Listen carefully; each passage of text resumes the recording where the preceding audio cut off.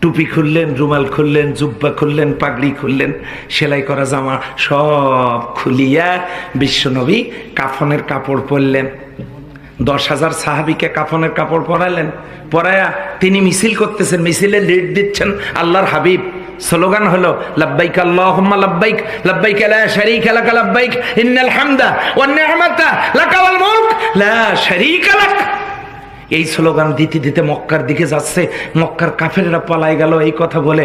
হাইরে, মুসলমানেরা সেলাই করা জামা খুলে কাফনের কাপড় নিয়ে মিছিল করতেছে, প্রয়োজনে জীবন দিবে, তবু মক্কা ছেড়ে দেবে না। কাজী জান বাঁচাতে চাইলে পালাও, কাফেরেরা পালায় গেল। আল্লাহর হাবিব সাল্লাল্লাহু আলাইহি সাল্লাম এই কাফনের কাপড় পরে মদিনায় ঢুকলেন, এবং যে দিনটাতে ঢুকলেন ওই দিনটা ছিল 18ই রমজান। আল্লাহর হাবিব সাল্লাল্লাহু আলাইহি ওয়াসাল্লাম ফরজ রোজা ছেড়ে দিয়া মক্কা বিজয় করেছেন। বলেন সুবহানাল্লাহ। কি প্রমাণ করলেন?